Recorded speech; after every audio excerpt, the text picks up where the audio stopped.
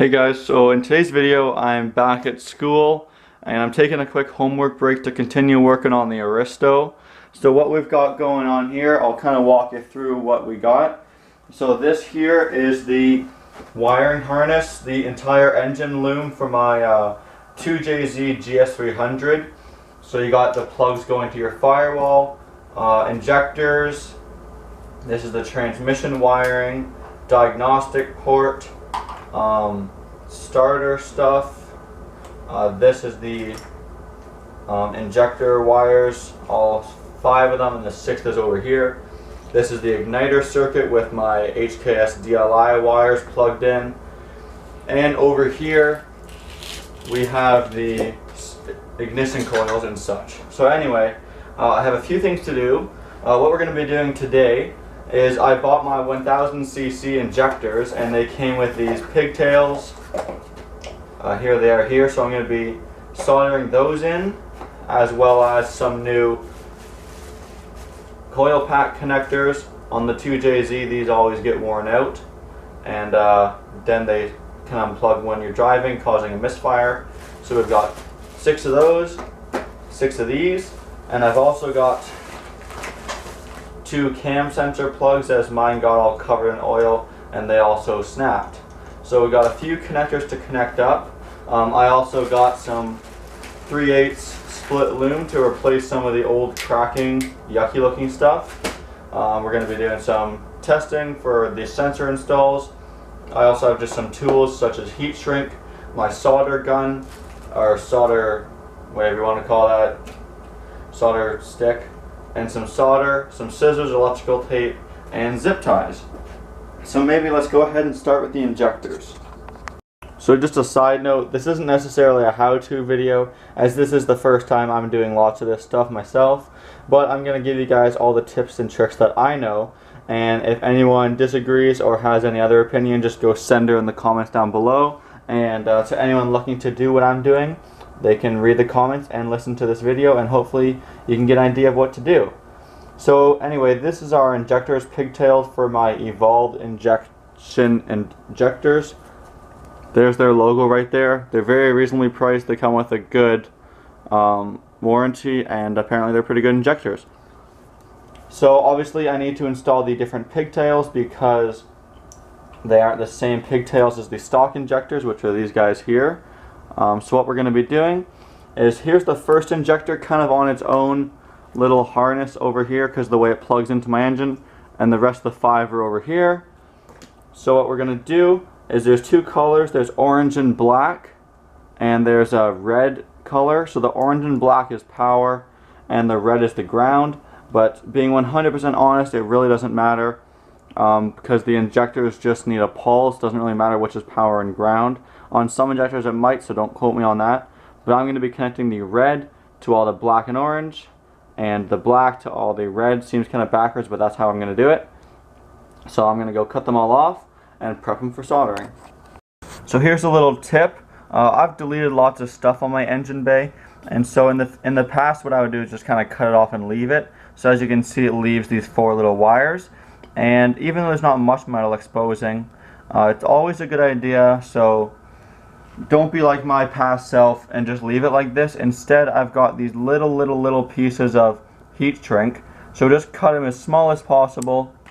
And then what you want to do is just place a piece of heat shrink over each of the wires, just like this.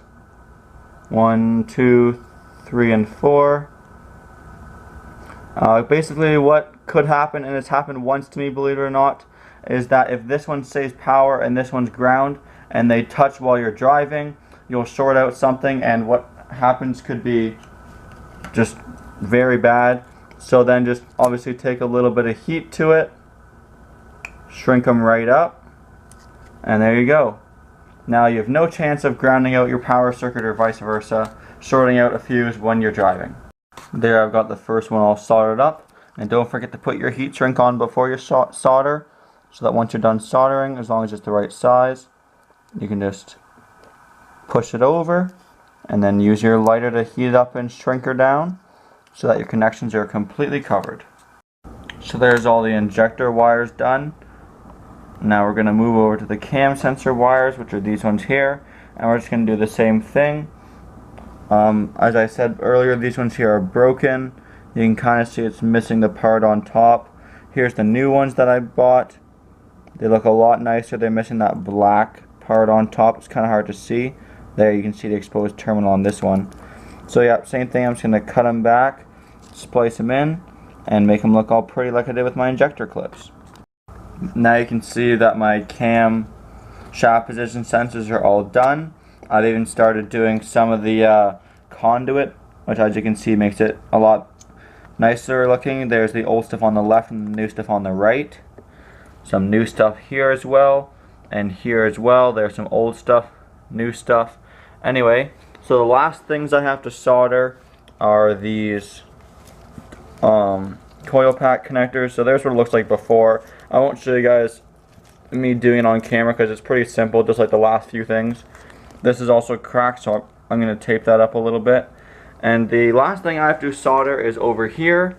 This is the resistor pack. Sorry it's so messy. Let me clean up a little bit for you guys. So this is the resistor pack off of a 7JZGTE Supra, I believe. I'm not 100% sure. But basically it's so you can run low impedance resistors on your JDM 2JZ, such as the 550cc Supra injectors. But now that I'm switching to the high impedance 1000 cc's, I don't need the resistor pack anymore. So all I did is I cut off the harness, which consisted of 3 red wires and 1 black wire. And here's where it ties into my harness. So basically it's just power, and then the there's 3 wires. Each wire goes to 2 injectors. So basically all you do is splice all these 4 wires together, and so that's how you delete a resistor pack. Pretty darn simple. So I'm going to go ahead and do that and this stuff, and then I'm going to go ahead and get started on the conduit. Hey, so we're back now. It's been about 2 days since I'm quite busy with school, but the wiring harness is 100% complete. I didn't show much of the how-to because it's pretty simple and not too interesting. So let me quickly go over with you the final result. So here's where it comes out of the firewall. These are my 2 firewall connectors. I wish they were a little smaller and more compact, but maybe in the future I'll do an aftermarket connector. We shall see. And then this is all wrapped in tape. I usually wrap it in like exhaust wrap, but I might be doing some gold heat tape because it might look pretty cool. Then this really squishy stuff is where it goes right behind the engine to protect it from the heat from literally touching the engine. And then moving along, this sits at the corner of my engine, and then this is the transmission harness. And since my car is manual now, all it has is the reverse switch, which is broken off on my transmission, so I couldn't do that here at my apartment. A ground and another ground. Then moving on a little further, we have some starter connectors and diagnostic port and a ground. I didn't do anything with those because they're pretty straightforward. Anyway, then over here we move into what I was showing you earlier. Here we have the part that goes up near the intake on the 2JZ, so like knock sensors, coolant temp sensor and such. And then this is the main, sorry, not igniter, this is the fuel injector harness. So this is the part I was mainly working on here. Has your cam sensors, your injectors, this is your idle air control valve. I did all new conduit, electrical tape, stuff like that to make it look good, and of course protect it from the heat. I left some of them long in case I have to trim them down. What else do we have? Oh yes, over here, this piece here I taped up, and I got my new injector clips and some nice protective wrap on there as well. As you can see, it's looking pretty fire. And then lastly, comes down here, so under the turbo manifold, we basically just have coolant sensors there. And then that's for the crank sensor. I deleted the stock O2 sensor since I'm running a standalone. I don't need it. And then this, of course, is the injector wiring harness, and it's really long because it goes under my headlight. If you haven't seen any pictures of the Resistor engine bay, go check out those videos, because it's really clean and you'll understand why there's so much stuff missing here. But believe it or not, that is my entire engine loom harness. It's pretty simple setup, and I think it's a lot cleaner now than it was before. So if you want to see this get installed on my car and the final result for 2018, which I have majorly cool engine bay plans coming up, please subscribe for that. And as always, thanks for watching. Please like, comment, and subscribe.